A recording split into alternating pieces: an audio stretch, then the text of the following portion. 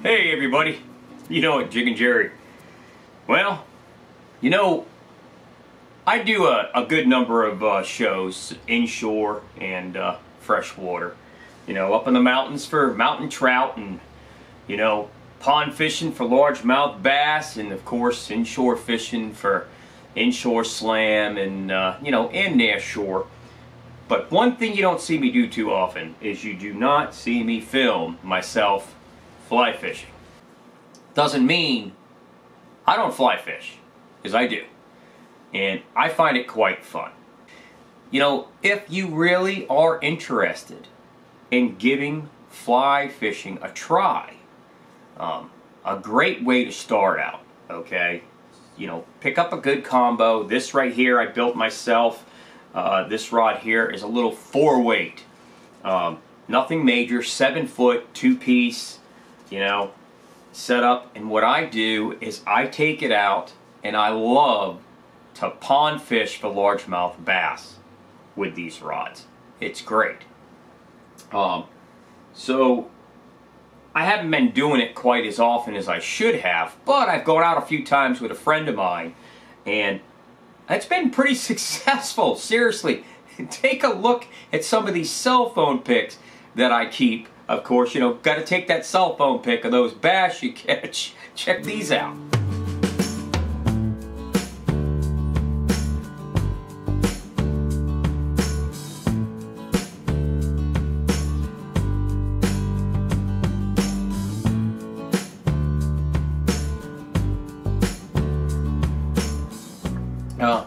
So, as you can tell, you know, this assortment here is what I go after them with. So, let me show you some video clips of myself going back out after these bass on the pond again with this fly rod.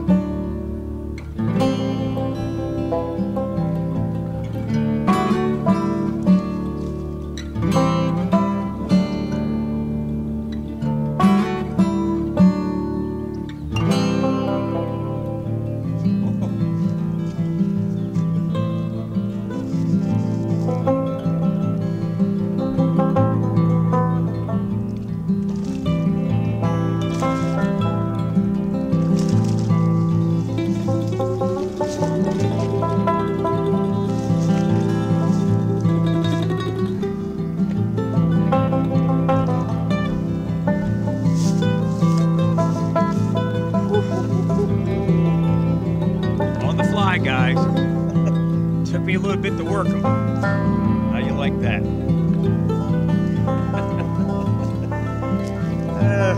Like I said, this pond fishing, he just couldn't resist that color. What a beauty. What a beauty.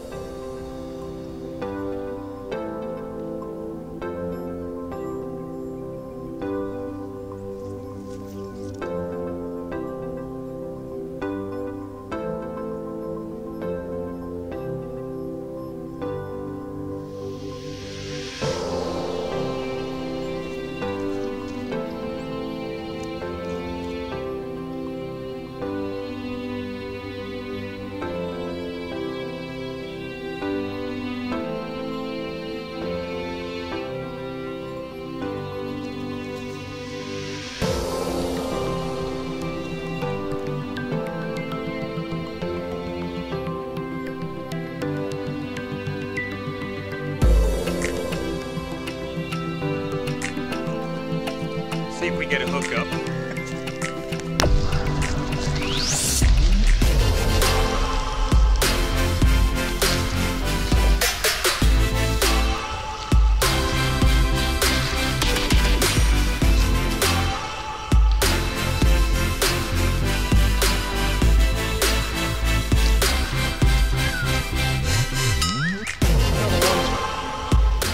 See, not too bad on the fly. Just takes a little bit of time.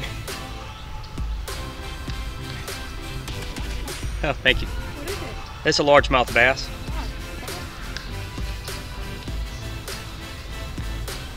So this one I caught on an imitation crawfish. Doesn't look like much right now, it's a little wet, but works out pretty good. It ticked him off. We'll see how many more I can get.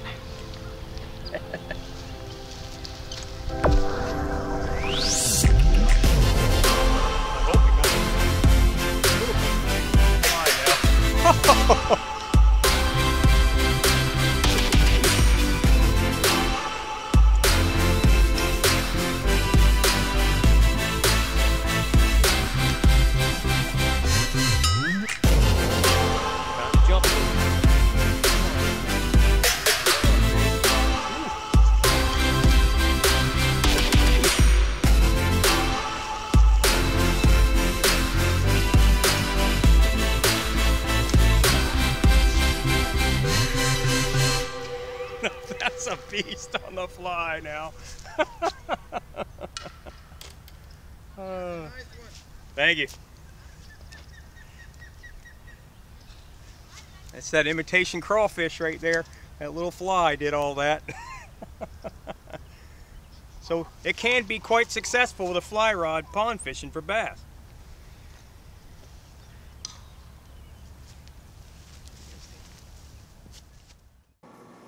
Didn't they look good? I'm telling you, yes, that was right on this rod right here. Now, there is an assortment of flies that I keep with me to fish for largemouth bass in ponds when I'm fly fishing. That's these right here. Now, I keep a pretty good assortment of bass flies. I don't take a huge amount of flies, but I like a lot of these flies. They're not just for bass. A lot of people use these in rivers and streams for trout, you know, different brown trout, big rainbows, some brookies, but these are large. Now I got a selection of woolly buggers in different colors, white and stuff like that. I have some like this one here that is beaded on the head. It drops a lot quicker. It works fantastic, especially if the bass are on a bed. Now in some states you're not allowed to fish the bass while they're in spawning mode and they're on a bed. In my state you are, but of course it's catch and release. And we try to avoid it, but you know, I love watching for the bass close to the bank, and I like to work the bank for them. It works out pretty good. You know, these flies here, like this crawfish, works fantastic. I've caught a lot of good bass with it. Let me see if I can get a close-up here. So as you can see, looks like a little crawfish. It's got the little eyes on it. It's supposed to be the legs, the antennas. And you would look at it and go, wow, that really doesn't look like a crawfish. But I'll tell you, I've thrown that out there, and you'll see. I've had some good-sized bass go for this thing.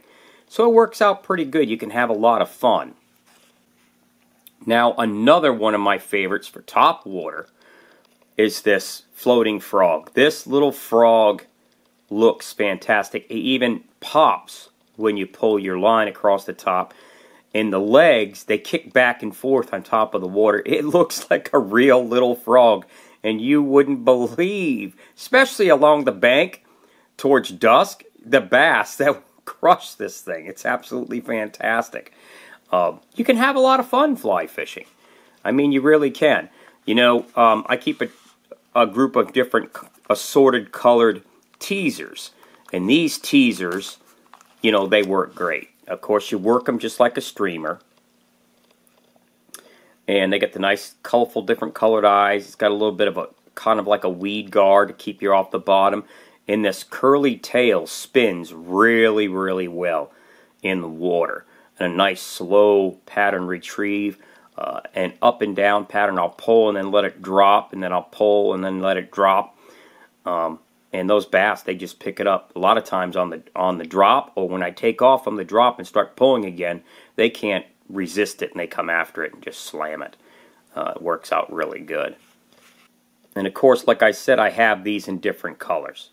These little gold beaded eyes and this chartreuse colored green works out really good. I have fun changing up the colors. Sometimes they'll get irritated with one color. They won't touch it, and then I throw the next color in, and they just get aggressive and attack the next color. So it's great to have an assortment. And of course, I have poppers. You know, poppers for the top, 2 different sizes that I like to throw. And I even have some woolly buggers here with no weight on them, with a slight little curly tail to add a little action to it as I drag it through the water. And then these little imitation little minnows here. They work really great. And you'll be surprised. You think, oh, look at the size of my thumb. That's not a big lure there, fly at all. But, you know, what's funny about that is you wouldn't believe the size of the bass that hit that thing. You know, it just works out pretty good. So that's what I like to keep in my box. I don't keep a huge assortment. I keep what I know works. When I go out pond fishing for bass, and that's what I take. You know, when I'm fly fishing for those pond bass, those largemouths sometimes can't resist. So that works out. All right.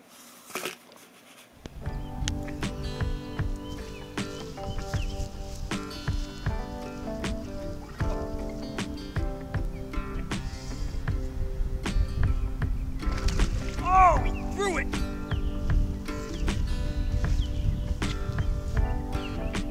Wow.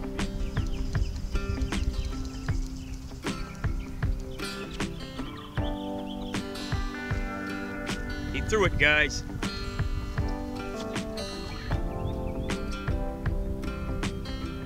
Believe that? That was a big boy. Can't win them all.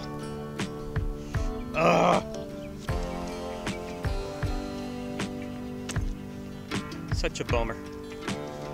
Alright. Both of them are there. I'll see if I can get them again. I know that probably ticked them off.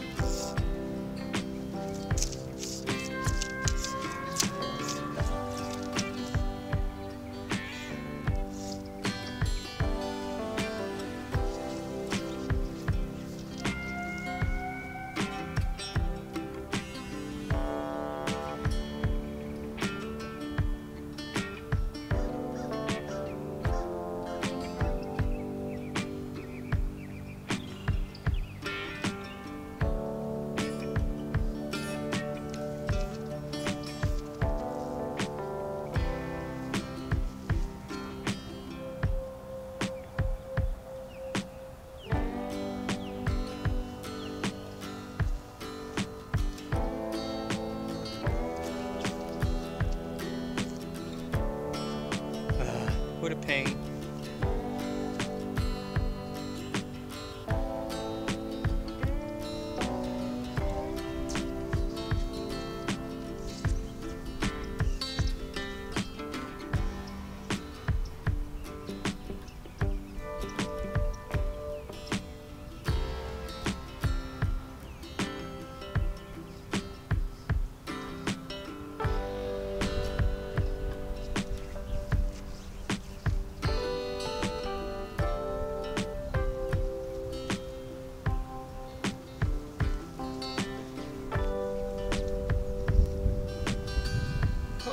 so upsetting. See if we can find another one. I don't think he's gonna hit again. He's out there roaming around. I'm trying to see if I can entice an anger strike, thinking that he got beat by a bug.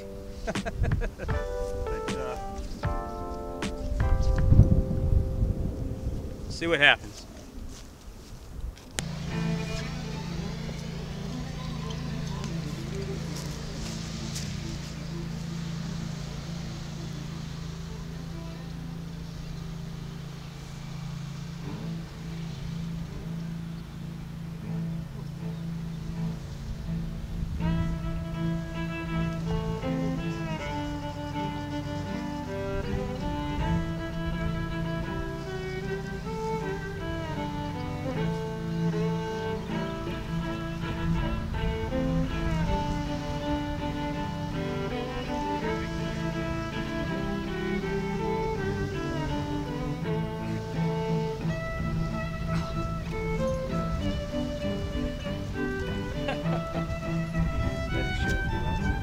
Yeah, I wanted to make sure that I got him out right away because of that big guy lying right there.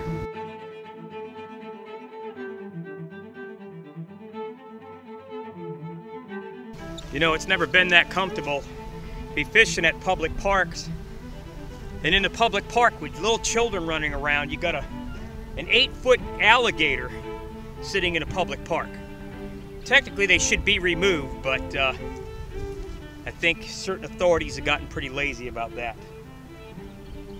But they'll remove them once they grab somebody's dog or their child.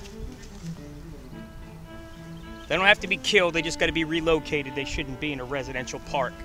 Plenty of wildlife preserves out here to put those big gators. Here you go, guys. Nice bass.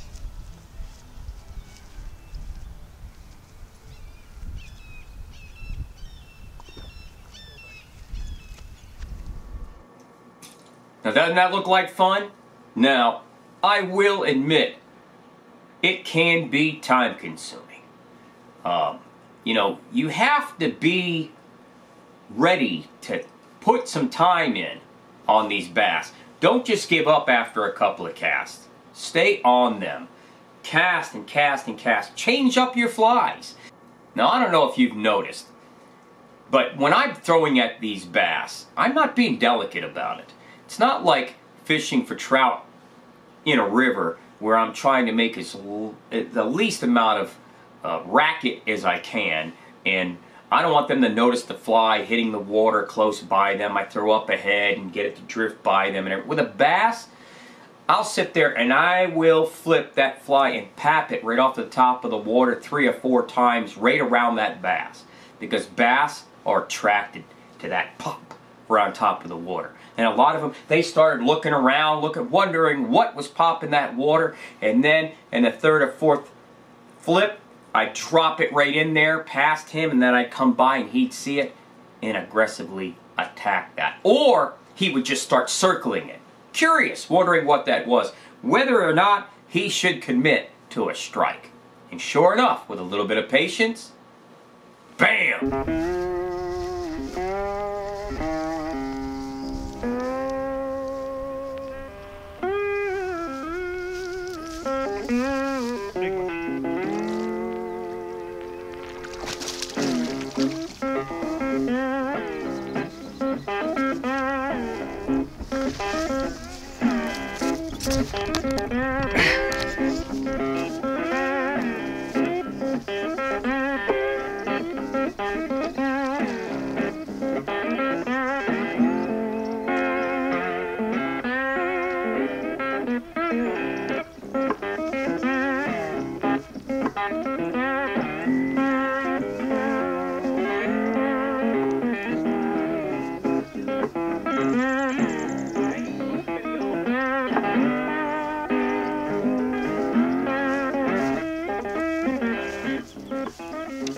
Well, I got one of them.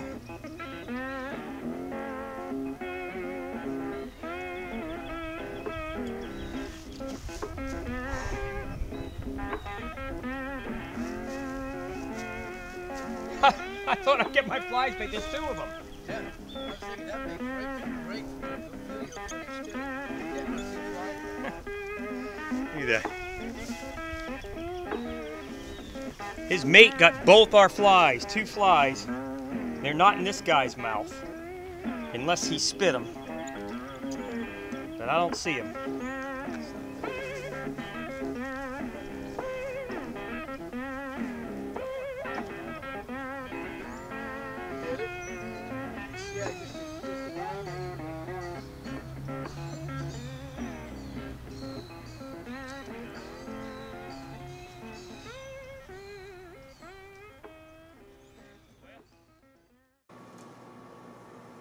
Well, anyway, hey, see, who knows? You might want to give fishing for largemouth bass on a pond a try. It can feel fantastic once you get a technique down, you get on there and you land a few of those fish. It can be quite exciting. And just remember, bass is not all you can find in your local ponds. You've got brim, bluegill, you've got crappie, you've got a lot of things you can fish for. I even know a young man that caught himself on a 4-weight, a huge carp on a dry fly. Well, alright, I hope y'all enjoyed the show. To my fans out there, thanks for watching. For those of you watching for the first time, don't forget, look down, there is a subscribe button. It only lets you know when I have more shows available. And like I always say, good luck out there and have fun fishing. Catch you next time.